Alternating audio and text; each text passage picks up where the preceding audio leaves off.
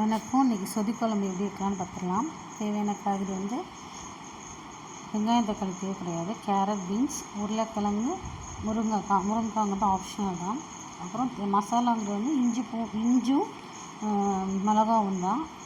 நம்ம ஆள்காட்டி விரல் சைஸில் ஒரு துண்டு இஞ்சி 3 மிளகாய் போட்டிருக்கேன்.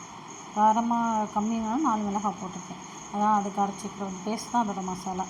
அப்புறம் கொஞ்சோண்டு 100 கிராம் 150 கிராம் பாசிப்பருப்பு எடுத்து அது கூட நான் கட் பண்ணி வச்சுருக்கிறேன் கேரட், பீன்ஸ், உருளைக்கிழங்கு, முருங்கைக்காய் போட்டு வேக வச்சுக்கிறேன். அது பொடி துணுண்டு மஞ்சள் பொடியும் இது கருத்து போயிடக்கூடாது, அதனால கொஞ்சோண்டு மஞ்சள் பொடி, அப்புறம் தேவையான பெருங்காயத்தூள் போட்டு குக்கரை மூடி வச்சிடலாம். அது குக்கர் விசில் வரதுக்குள்ளேயும் நம்ம எடுத்து வச்சுக்க இஞ்சி மிளகாவும் அரைச்சிட்டு வந்துடலாம். அப்புறம் தேங்காய் ஒரு முழு தேங்காய் எடுத்து 3 பால் எடுத்து வச்சுருக்கிறேன். ஃபஸ்ட்டு பால், செகண்ட் பால், தேர்ட் பால்னு 3 பால் எடுத்து வச்சுருக்கிறேன். அதுக்குள்ளேயும் குக்கரும் பருப்பு வேக வச்சது ரெடி ஆயிடுச்சு. தாளிச்சிடலாம்.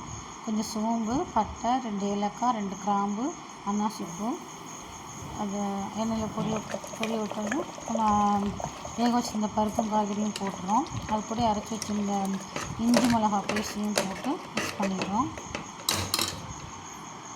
இப்போ இந்த பருப்பு கெட்டியாக இருக்கும். அது கூட நம்ம தண்ணி சேர்க்கறது நம்ம எடுத்து வச்சுருக்க 3வது தேங்காய் பால் இருக்குல்ல, அதை எடுத்து அது கூட மிக்ஸ் பண்ணிக்கலாம். இப்போ குழம்பு பருத்துக்கு வந்துடும். இப்போது இது லைட்டாக ஒரு கொதி வர ஸ்டார்ட் ஆகும்போதே நம்ம அடுத்த பால், அதாவது எடுத்து வச்சுருக்க 2வது பால் எடுத்து ஊற்றிடலாம். அப்புறம் அது ஒரு கொதி வரவும் ஃபஸ்ட்டு பாலையும் நான் ஊற்றி ஃபஸ்ட்டு பாலை ஊற்றவும் திக்காக வச்சுக்கணும். தேங்காய் பால் ஊற்றவுமே கேஸை ஆஃப் பண்ணிடணும். ரொம்ப கொதியே வரக்கூடாது. அவ்வளோதான், குழம்பு ரெடி ஆயிடுச்சு. நம்ம புளிப்பு இருக்காது, அதனால் லைட்டாக லெமன் ஒரு 3 to 4 ட்ராப்ஸ் புளிஞ்சு வச்சுக்கிறேன். லாஸ்ட்டாக போட்டுக்க மிளகு வந்து ஆப்ஷனல் தான்.